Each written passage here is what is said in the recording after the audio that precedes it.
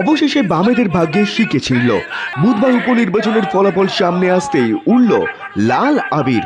তৃণমূলের ঝড় খানিকটা হলেও থমকালো চন্দননগরের 17 নম্বর ওয়ার্ডে।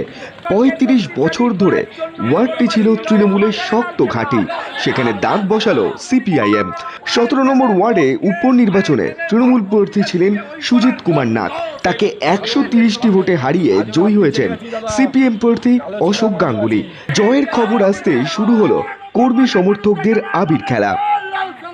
এই জয় আমাদের কাছে, আমাদের কর্মীদের কাছে, ওয়ার্ডের মানুষের কাছে যে প্রত্যাশা নিয়ে আমাদের ভোট দিয়েছেন। আজকে আমি নির্বাচিত হওয়ার পর কোনো দলের কাউন্সিলর নই, আমি 17 নম্বর ওয়ার্ডের সকল মানুষের কাউন্সিলর। আমরা 16 পেয়েছি। 16 এবং 17 মিলে আমরা যুগ্মভাবে একসঙ্গে কাজ করব এবং চন্দননগরের উন্নয়নে যদি বোর্ড চায় আমরা সহযোগিতা করব। আমরা চাইব যে আমাদের চন্দননগরের পৌর বোর্ড আমাদেরকে দুজনকেই সঙ্গে নিয়ে চন্দননগরের উন্নয়নে একসাথে আমরা সামিল হতে পারব, এই আশা আমি করি। তার এই জয় নিঃসন্দেহে বামেদের কাছে একটা বড় সাফল্য। এই দিনের ভোট গণনা শেষে দেখা যায় তৃণমূল প্রার্থীর পরে তৃতীয় স্থানে রয়েছে বিজেপি প্রার্থী সৌমেন দাস এবং চতুর্থ স্থানে কংগ্রেস প্রার্থী মুকুল দে। এই জয় মানুষের জয়, এই জয় দুর্নীতির বিরুদ্ধে জয়, এই জয় ঔদ্ধত্যের বিরুদ্ধে জয়।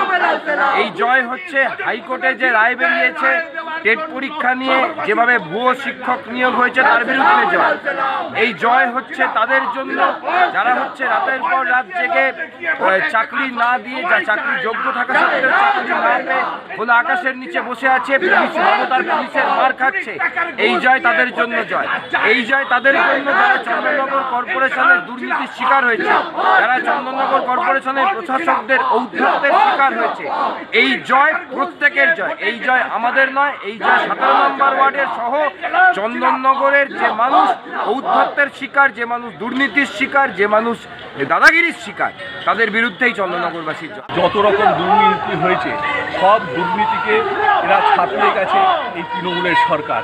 তাই এই ওয়ার্ডের ওই 17 নম্বরের নাগরিককে যারা বিশ্বাস রেখেছেন আমাদের কথায়, যারা এই দুর্নীতির বিরুদ্ধে রায় দিয়েছেন, তাদের সকলকে আমাদের নমস্কার জানাই, অভিনন্দন জানাই এবং তাদের সাথে থাকতে পারবো এই আশা রেখে সকলকে আবার অভিনন্দন জানাই। কোন দল কত ভোট পেল? 17 নম্বর ওয়ার্ড চন্দননগর।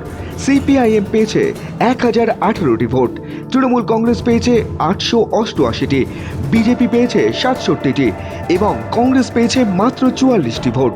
চন্দননগর পৌরসভার নির্বাচনের ঠিক আগে মৃত্যু হয় 17 নম্বর ওয়ার্ডের বিজেপি প্রার্থী গোকুল চন্দ্র পালের। স্থগিত হয়ে যায় নির্বাচন প্রক্রিয়া।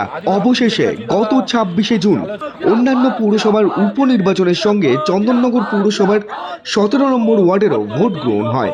দীর্ঘদিন ধরে তৃণমূল কংগ্রেসের দখলে থাকা ওয়ার্ডটি কিভাবে হাতছাড়া হলো তাই নিয়ে বিশ্লেষণে শাসক শিবির।